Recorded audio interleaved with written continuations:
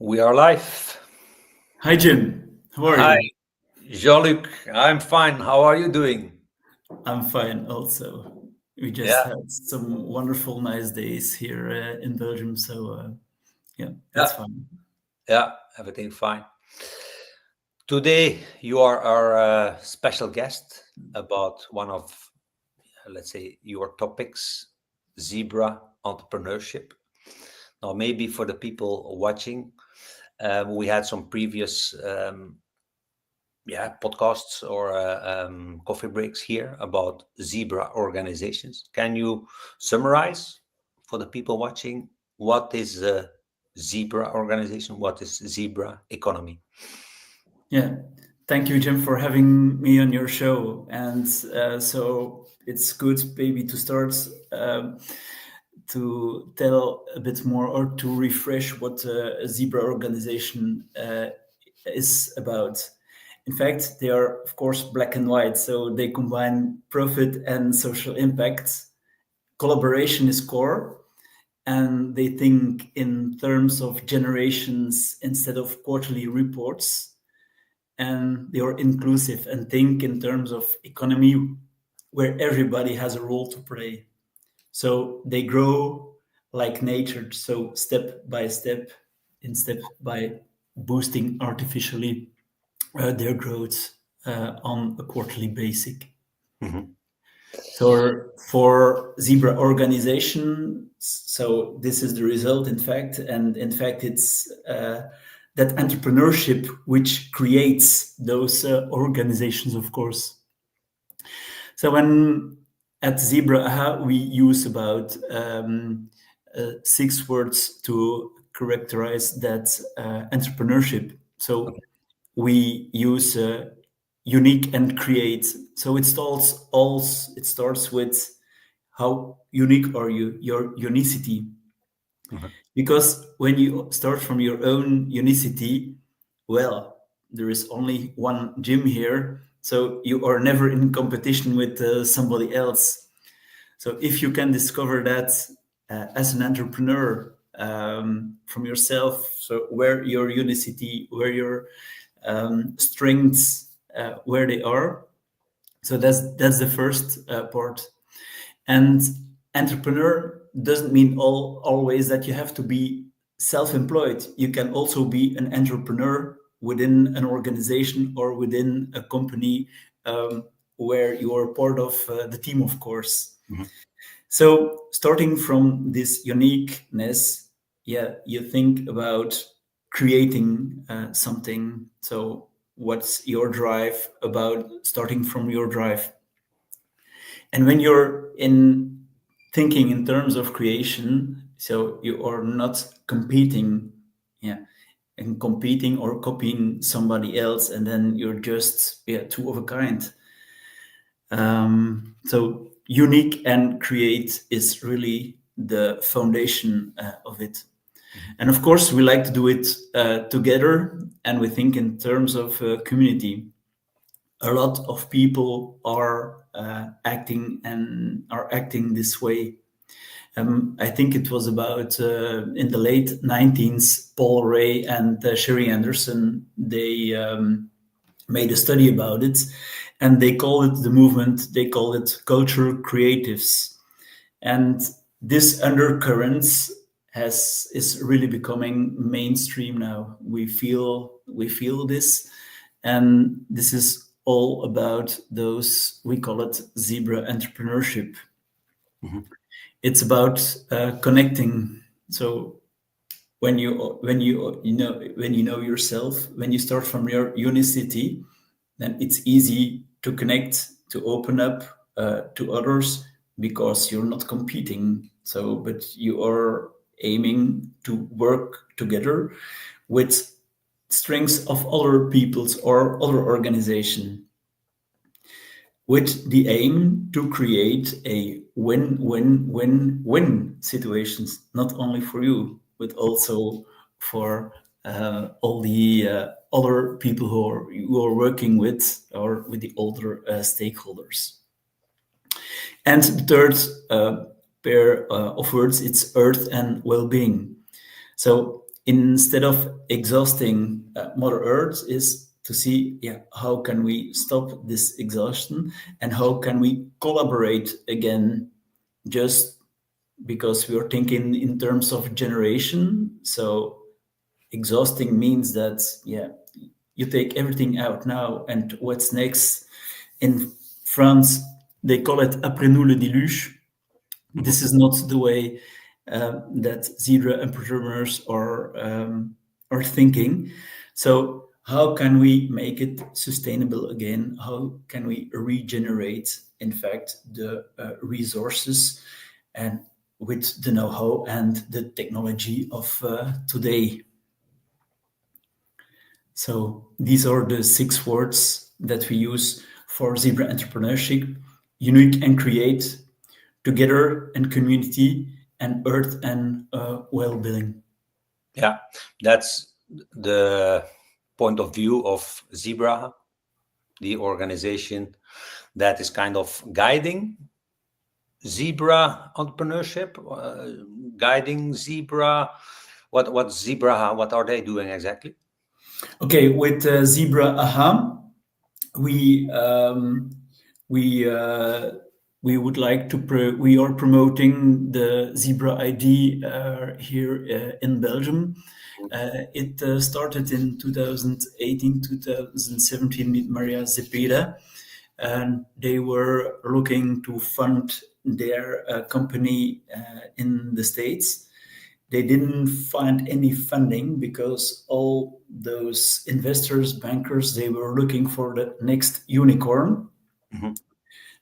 So, which means, in fact, so how can you grow as fast as possible to a $1 billion company at any price? And from that frustration, from that problem, they have created the Zebra organization. So how can we think in terms of, in long terms, in terms of creation, in terms of connecting, and not only at the despite of the earth, but for how can we create value for the whole community, for all stakeholders. Yeah. Do you have some examples of famous Zebra entrepreneurs, Zebra organizations? Do you have some examples? Yes. One, if we look at international level, 2 companies who are quite pioneers as Zebra organization. It's Yvon Chouinard, who created Patagonia, the outdoor company, and we have also the Body Shop, and so which has been created with Anita Roddick. And there we see in Belgium they went bankrupt last year, and we see when the purpose and the mission is not protected, because the company has been sold different times, first to L'Oréal and then to some other companies, and we see when that's the heartbeat from the creator, from the founder, is not protected, then it can be lost after some years.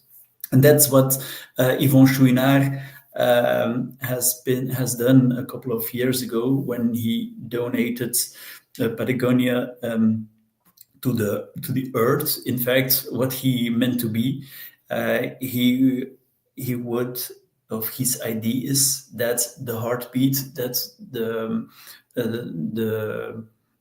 the heart and the mission and the purpose of the company would be protected, not only for this year, for the past generations, but also for the coming generation. In Belgium, there are a lot of Zebra entrepreneurs. It's maybe not labeled as a Zebra entrepreneur, but a lot of people are already working that way, and that's also a bit typical. Everybody is doing from a really passionate, on a passionate way, his thing here, but somebody everywhere is working a bit here and there without connecting. So we think, or a lot of people are thinking that we are doing it just by ourselves. We don't talk about it, but we are just doing our thing. And once you start talking about there are so many entrepreneurs who are popping up and who are thinking they are just the only one or only by themselves on that pathway. So we have one of the speakers on our event on the 5th of June is Jean-Luc Lamote, who is a former CEO from Accenture and who launched her new company, which is Mushin. And where just that is the how can you use the wisdom of the nature to cure the madness of today. So that's the mission of that company. We have also Piet Harens from HAWX. You have also Patrick Depot, who started Steward Ownership. So how can we protect a legal way in and funds companies just who are purpose driven? You have the coffee brand Ray and Jules. You have Linked Farm. So there are just a lot of entrepreneurs already, and we would like to connect with them, to connect them among them, to give them more visibility, and to encourage each other and to work together just to make it just bigger here in Belgium. But even like they all sound like sexy brands, why is it so difficult to start a Zebra organization, to be a Zebra entrepreneur? Or am I wrong? Is it easy? Is it difficult?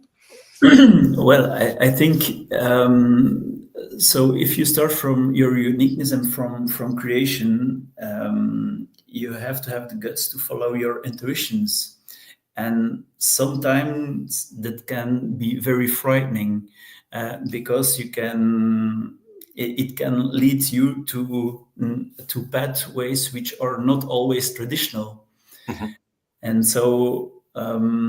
For startups, that it's maybe much more easier, but for companies who are working on a traditional way, it asks a lot of effort and courage from the owners, from the leadership of Chaos, to create that playing field, to open up, in fact, that playing field, and to invite their team to walk on that path.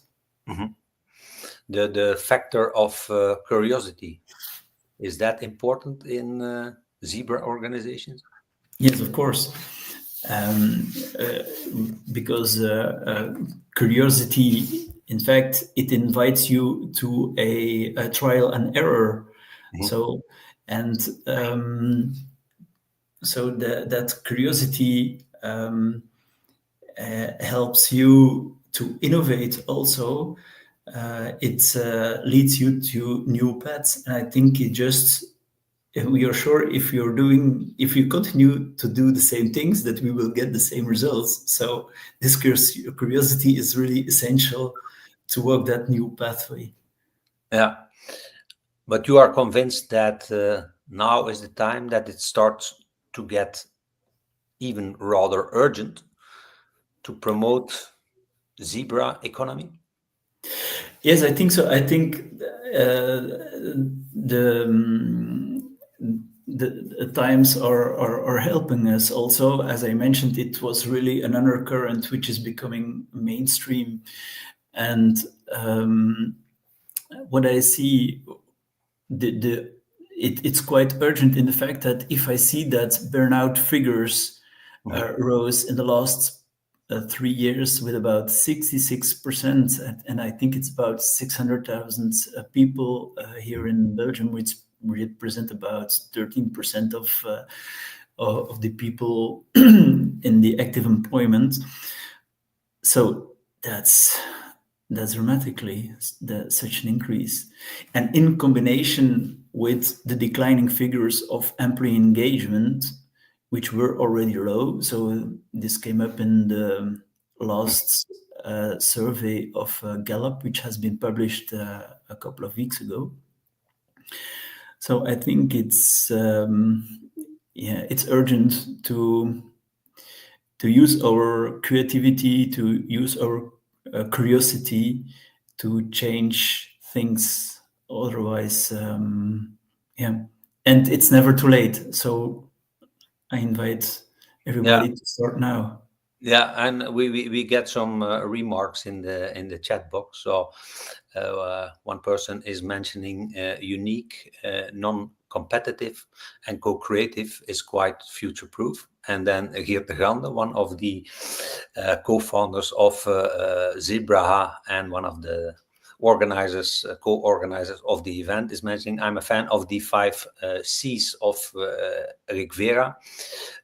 Curiosity, creativity, compassion, collaboration, and critical thinking. Yeah. I read his post. To add to your list. Now, one of the other speakers is Annelies Verlinden. We'll talk about maybe even more specific, that it's time for Europe to do something. So Zebra economy could be a counter move for Europe. Can you explain why she's on the list of speakers, and why it is now the time for Europe to integrate Zebra economy? Yes. First of all, I think it's really important to work together. So politics is it's one part, like economics, where Rudy Arnold is also one of the speakers. So I think the thing working together is really important, and we are very glad that she is also one of the speakers on our event. And the opportunity for Europe, in fact, we just only have one resource in Europe, and we don't have any raw materials. So we have our one resource is our people that we have here. So if we just if we just put our attention again on people, to reconnect, to stimulate our curiosity, to stimulate our creativity, I just think we have all the ingredients to make a big difference in regarding to Russia, in regarding to America, in regarding to China. I think we have everything to differentiate, and I think we are now in a position just to show it, that we still have everything here to make the difference, and that we can. And I think for 2 reasons: to protect what we already have, but also to create our future. I think we have everything to do it. Yeah. And where is your personal drive coming from? Just my personal drive is just what I mentioned. I see a bright future, and because I believe in the power of every individual, I believe in the unicity of every individual. Sometimes we haven't learned just to see it, to discover it maybe, and just to use it in a right way. Yeah. Now, 5 June, you have an event in Brussels, an event about Zebra organizations. Why should people, and let's see if I can find the banner in the meantime, why should people attend? Why should people look at the, or come to the event as an attendee? Yeah, I think the first thing is to meet other like-minded and open-minded entrepreneurs. So you're not the only one who's working in that philosophy, and to be inspired on different levels. We have Annelies Vernennen, who's bringing out her ideas from politics. Then we have Rudy Arnold, who is giving his vision from an economical side. We have Antoine Sepulcre, who is leading Handicap International as a CEO, so a non-profit organization. And then we have Anouk Leham, who started her own company from her own drive, from her purpose, from her mission. And I think it takes a lot of courage and to do that. And so it's just good to hear the experiences of those 4 speakers. Mm-hmm. And of course, the people attending, they seem all modern thinking, future-proof entrepreneurs. So it's nice to have that kind of people in your venue, I guess. Yes, of course, and just to linking, meeting those people, linking those people, it's a great honor. Yeah. When there's one thing that people should remember from Zebra Entrepreneurship, what is it? I think it's 3 words. It's people, it's planet, and it's profit. So, and it's those 3 words, they go together. There is no opposition in it. Mm-hmm. And when people want to contribute to the Zebra philosophy, what's the first small action they could take? I think the first small action is maybe to ask the questions: who are you when you are standing naked in the forest? Okay. Did you do that? Yes, I have been to that process. So it's just, in fact, it's another way of thinking from what is your unicity? What is your unicity? Who are you? And what can I do with that unicity and with that passion that I have in me? Mm-hmm. And that unicity will always contribute just first of all to your own well-being, but also to the well-being of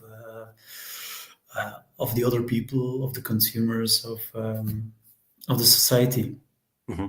And with that process, you help people with the Zebra? Yes, indeed. So we help people, we help organizations in just on their pathway, and where you are, everything is fine. So from where you are standing, just you can go step by step on that pathway. Just I think the most important is just to make the decision.